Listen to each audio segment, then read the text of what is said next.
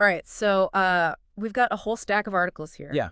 And they're all about Bitcoin. Yeah. But the interesting thing is, it seems like all these criticisms always kind of come out when the price starts going up. Yeah. It's really fascinating. Like, as soon as it starts flying. All the FUD comes out. Right. All the fear, uncertainty, and doubt. And it's not just like random people on the internet. We're talking like Warren Buffett, who famously said, Bitcoin is rat poison squared. Oh, yeah? Or Charlie Munger, who said it's disgusting. Yeah. They really don't like Bitcoin. No. And one of the things they say is, well, it has no intrinsic value. Right. Like, they compare it to the tulip bubble, which we'll talk about in a minute. Yeah. But they're saying, like, it doesn't generate anything. Right. It doesn't have earnings.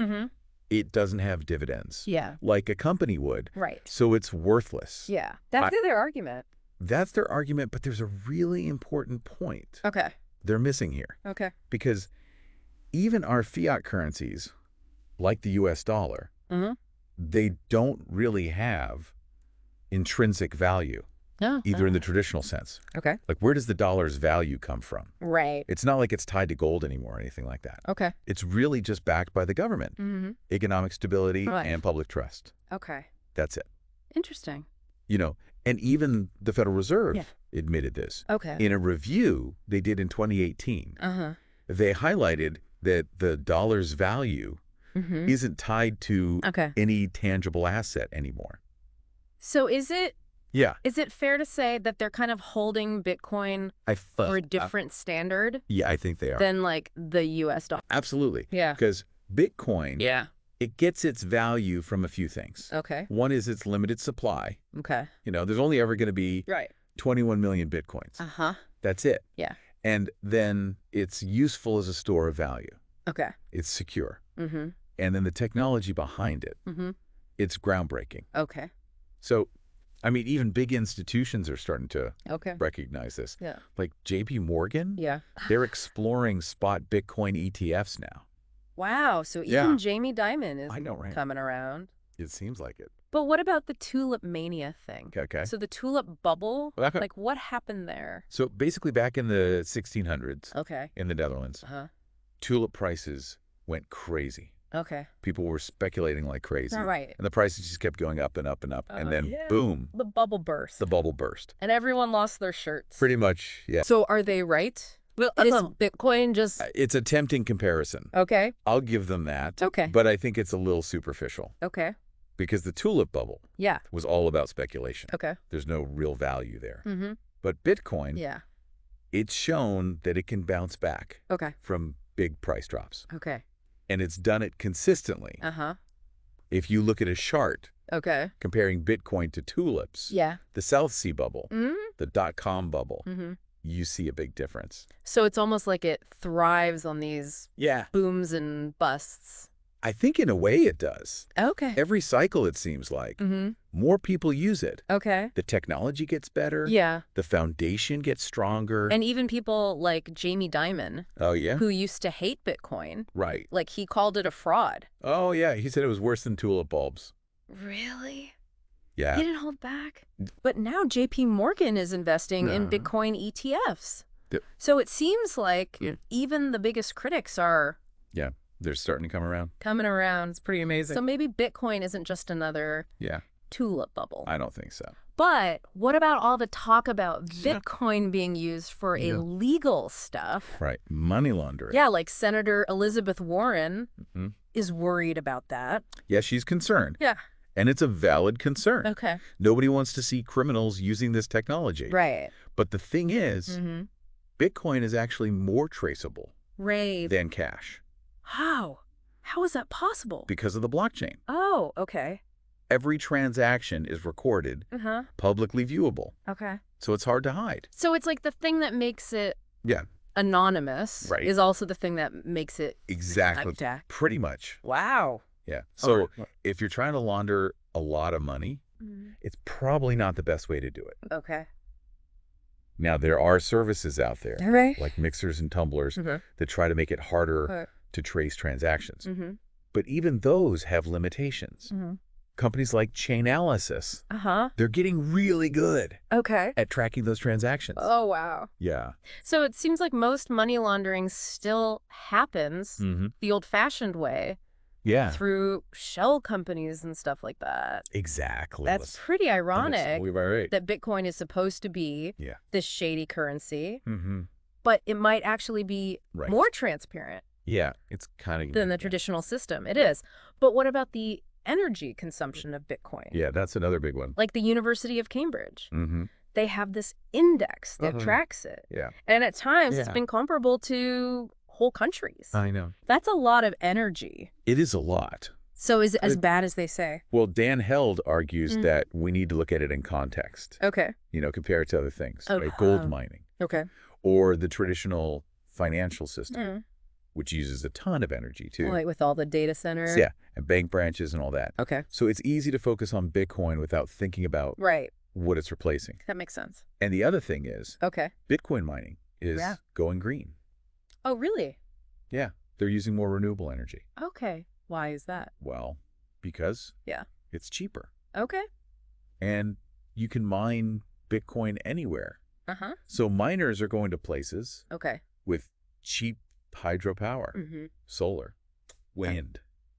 Interesting. So Bitcoin mining could actually help the environment. Some people think so. Okay. That it could actually push us towards renewable energy. That's really counterintuitive. It is. I remember Elon Musk was really concerned about this. Oh, yeah. He even stopped Tesla from accepting Bitcoin for a while. He said they wouldn't start again until miners use at least 50% clean energy. 50% clean energy? Yeah. And where are we at now? Well, some estimates say it's close to 57%. Wow. But Elon hasn't really said anything about it yet. So it seems like the whole energy thing, it's a little more complicated than people make it out to be. Definitely. Yeah, it's not just black and white. Like, we need to be careful about where we get our information. Absolutely. And look at it from different angles. Yeah, look at the whole picture. So we've talked about intrinsic value, the tulip bubble, money laundering, and energy consumption. Yeah. We've got 2 more of these FUD arguments to go. Okay. And the next one is the quantum threat. This sounds like something out of a movie. It does, doesn't it? The quantum threat, like, is this a real thing? I mean, it's definitely a popular topic. People are talking about it a lot. Yeah. So the basic idea is that these super powerful quantum computers will be able to break the encryption that protects Bitcoin. And with all this stuff coming out about Google's Willow chip, that can solve problems in minutes. Yeah. That would take regular computers billions of years. Right. It seems kind of scary. I get it. Yeah. It's a scary thought. Yeah. But here's the thing. Okay. Even if they could break Bitcoin's encryption, it's not like they'd go after Bitcoin first. Oh, okay. They'd probably go after bigger targets, like banks or governments. That makes sense. You know, places with more money to steal. Okay. So Bitcoin might not even be on their radar. Okay, that's a good point. And plus, the Bitcoin community is always working on security. Okay. So if quantum computers became a real threat, they could update the Bitcoin protocol. Okay, so we're not just Exactly. sitting here waiting to get hacked. No. We're not helpless. Okay, that's good to know. Yeah. And it's important to remember that quantum computers are still pretty experimental. Right. It'll probably be a long time before they're a real threat. So Q-Day might not be the end of the world. No, I don't think so. Okay, so maybe we can relax a little. Yeah, for now. About quantum computers. But there's one more thing we need to talk about. Hit me. Tether. Yes. This is a big one. It is. So for anyone who doesn't know, Tether, also called USDT, it's basically a digital dollar. Yeah, it's a stable coin pegged to the US dollar. Okay, and people use it to trade Bitcoin and other cryptos. Right. But there are worries about whether Tether actually has enough reserves. Right. Like, do they really have a dollar for every USDT out there? Exactly. And in 2021, they admitted that most of their reserves weren't in cash. It was stuff like commercial paper, which is basically corporate debt and loans. So not as safe as actual dollars. Right. So it makes you wonder what would happen if Tether collapsed. Well, some people, like Justin Bonds, he thinks it could be really bad for crypto. Like for the whole... Yeah, for the whole ecosystem. Wow. He's pretty worried about it. Okay, but other people don't think it's that big a deal. Right, like Dan Held. Okay. He says that Tether's market cap is only about 10% of Bitcoin's. Okay. So even if Tether crashed, it wouldn't destroy Bitcoin. So maybe it's more about the fear. I think so. Than the actual threat. Because Bitcoin has survived worse. Oh, okay. Like the Mt. Gox hack and the Silk Road shutdown. Right. It's pretty resilient. But wouldn't Tether crashing hurt other cryptos more than Bitcoin? Especially Ethereum and all the DeFi stuff. Right. They rely on Tether a lot.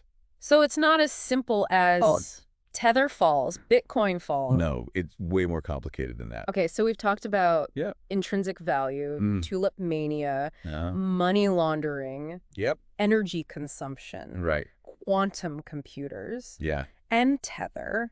We've covered all the big FUD arguments. Yeah, we've hit all the major ones. So what do you think about all this FUD? It's interesting how it always seems to come up when the price is going up. Yeah, it's like a pattern. It is. Almost like it's part of the cycle. Yeah, maybe it is. It makes you wonder if it's really about concern or if it's just resistance to change. That's a good question. And it seems like all this FUD comes out right when someone new might be getting into Bitcoin. Yeah, like when they see the price going up. Right, and they're thinking, maybe I should look into this. Right, and then bam! Then suddenly all the warnings come out. Everyone's saying it's going to crash, stay away. It's a bubble. It's like a wall of fear.